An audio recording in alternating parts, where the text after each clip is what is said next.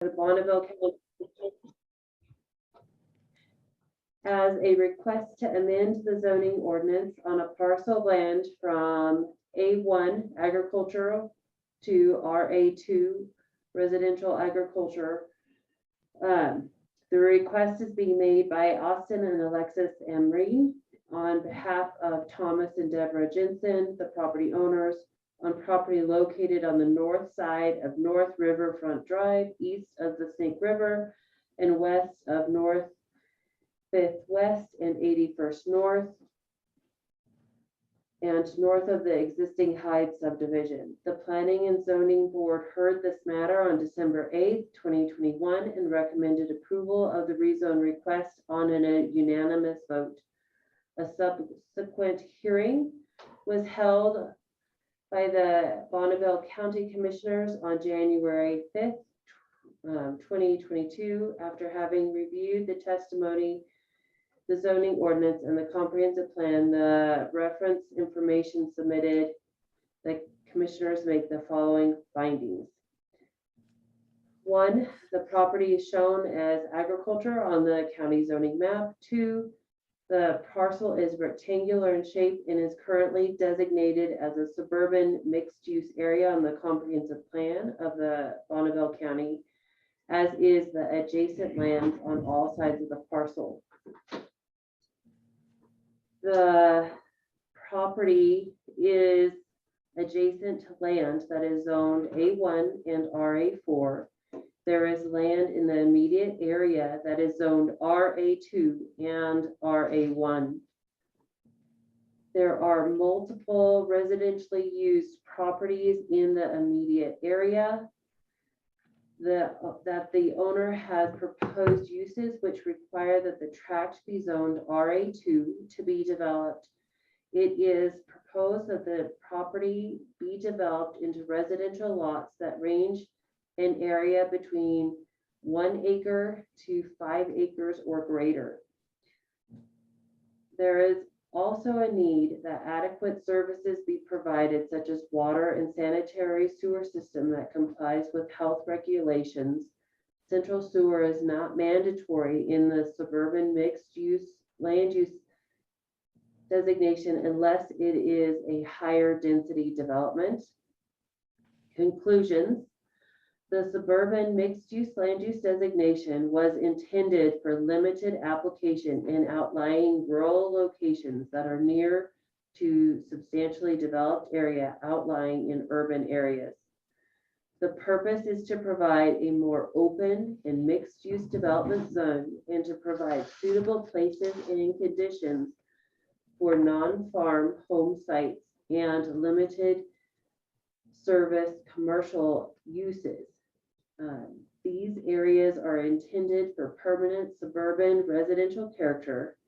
Incidental farming is allowed, but an economic scale farming will not be practical because of small parcel size and other limitations. Urban services such as public water system, public sewage system, will normally be required for the more densely developed area of the land use. The plan encourages the grouping or clustering of compatible uses, and new uses should locate in the vicinity of existing uses where a character has become established.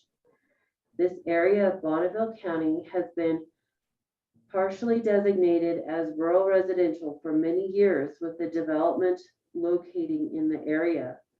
This particular area has been considered for a residential area for years, as evidenced by the fact that some of the land has been designated as such for many years. Zoning this area to RA2 is a logical step, and it would be consistent with both the comprehensive plan and the zoning ordinance. As currently developed, this area blends in quite well with other existing uses in the area. The proposed amendment area should also be developed with the same concept in mind.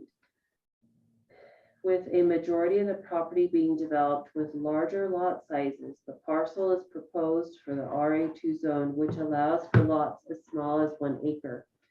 However, it is the commissioner's opinion that to properly maintain the rural character as specified in the suburban land use area, the total lot area average must be maintained at 2.5 acres.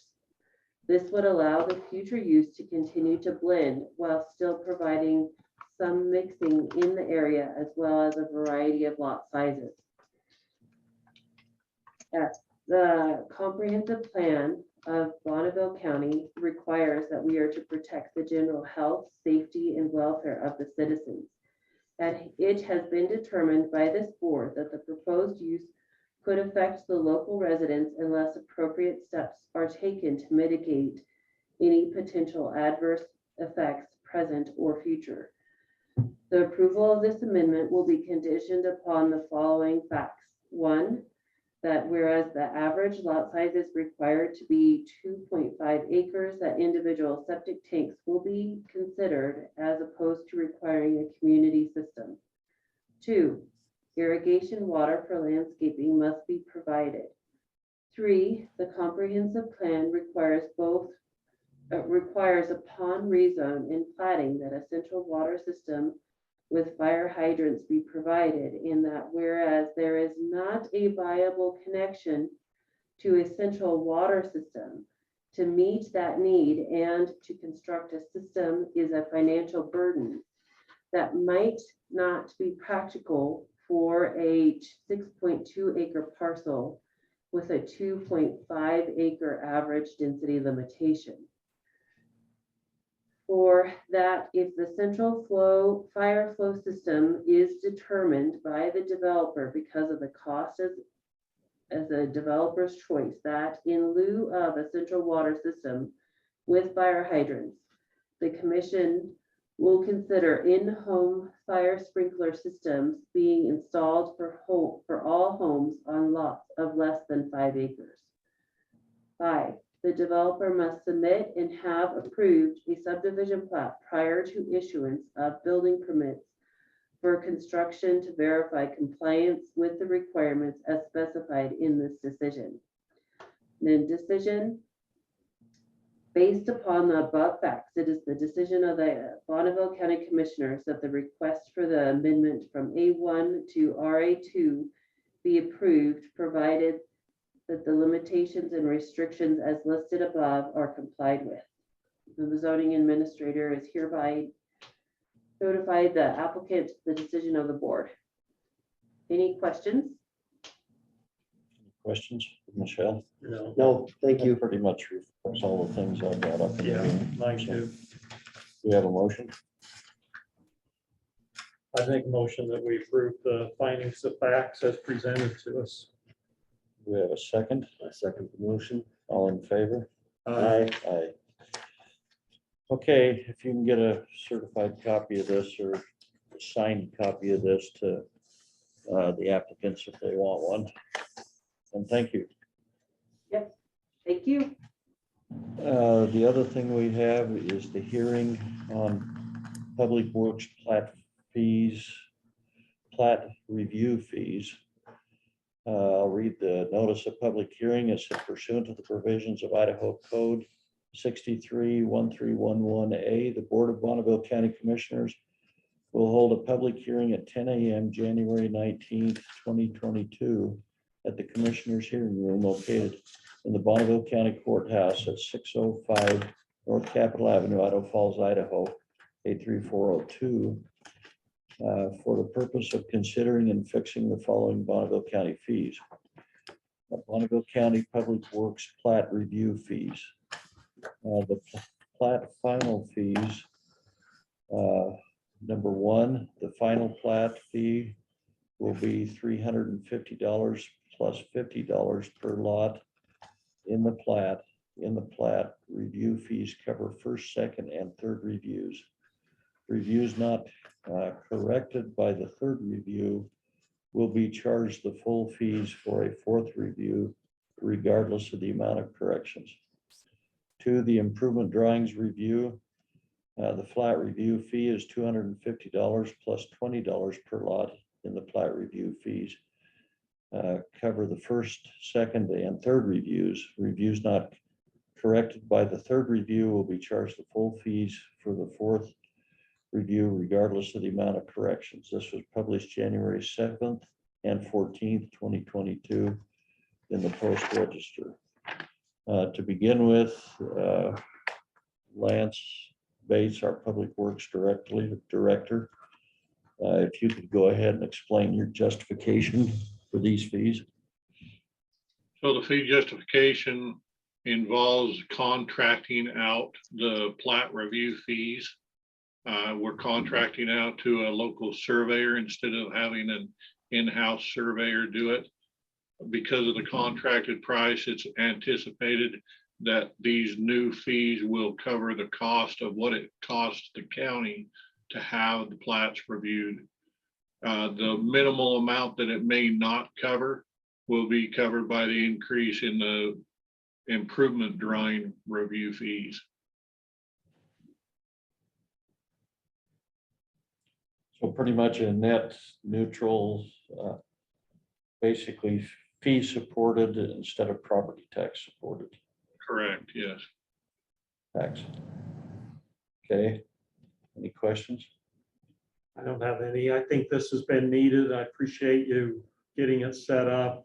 This is going to be really important to help the developers, you know, get it back in a timely manner. I'd make a motion that we, We need to open it up to public comment oh, I'm first. sorry. So, I noticed two participants on here that I'm not familiar with. Do they wish to testify? Austin Amrein? Yeah. Roger, I think they were both on for the finding. They were the applicants for that. Yeah, hopping off now. Thank you. Okay. Seeing no public testimony, we'll close the public testimony, and now we'll entertain a motion. All right, thank you, Mr. Chairman. I would move that we approve the increase in fees as published. I would second that motion. And I will agree. So all in favor? Aye. Aye.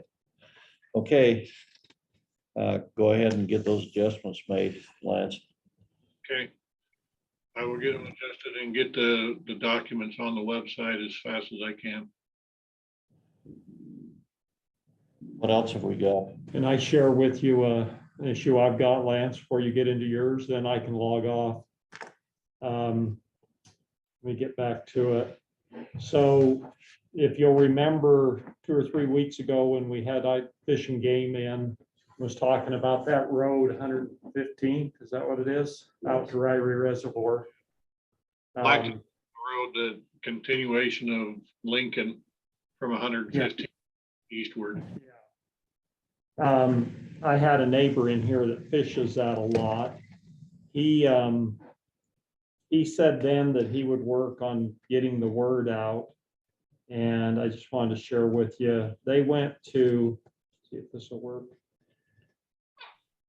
They went to Compass Academy and held a contest for the kids at Compass Academy to create a poster. And then he put up a $25 prize for the first place winner. And this is the poster that won first place, developed by one of the students out there at Compass Academy.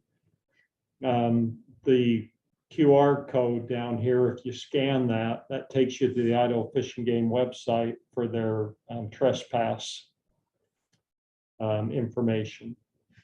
And he has been hanging these in a lot of locations, businesses around. So he's working on it, trying to get the word out. He's been in there fishing a couple of times. Well, several times, I think. And said that people seem to be trying harder, and they're trying to get the word out for everybody that fishes in there to help with garbage and to not trespass. So I just wanted to share that with you. Mike Toller has been working on that. We'll give him our thanks. I will. He wasn't able to be on today. It's a neat poster. Yeah, it's a really cool poster, I thought. It's kind of designed by somebody other than boomers, right? Yeah, QR codes and the whole thing. That's great. Have you followed the QR code, see where it takes? you? I have, yeah, it goes right to the Fish and Game website with their, talks about trespass laws in the state and gives all the information. It works really well. Cool. Yeah, good. And Roger, you got- Uh-huh. Roger, I have just one comment on your request to review that city document. The only thing I don't like about it, which they put in there, they had to go back to 1918 to find something that was extremely overbearing and empowering in a court decision on saying that the cities, nothing will obstruct the city in doing what they want to do or how they want to grow. It doesn't make any difference, but it's really a club statement, which I don't care for. I don't know even how to address not being in there, but I think could have found something much more palatable put in their document. Well, it's like Lance's comments about them being vague and what standards are they applying, and I think we'll send a comment in, kind of summarizing a little of that we think there should be a little more specificity. The good thing of it is they are, I think through actions, kind of holding them accountable on some things, they are looking at annexing. I think the word was the full road to where they'll check with the county and find out where they can legally annex across the road. Yeah, I thought it was positive. The fact that they don't want to address the local roads, I'm a little questioning on that, why they are limited just to the collectors and the arterials, because I think they should also consider local roads as one.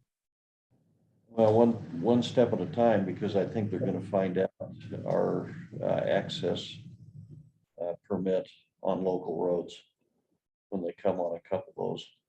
But the thing I think that Lance kind of pointed out is that it's kind of said to be at their discretion, which it's been before.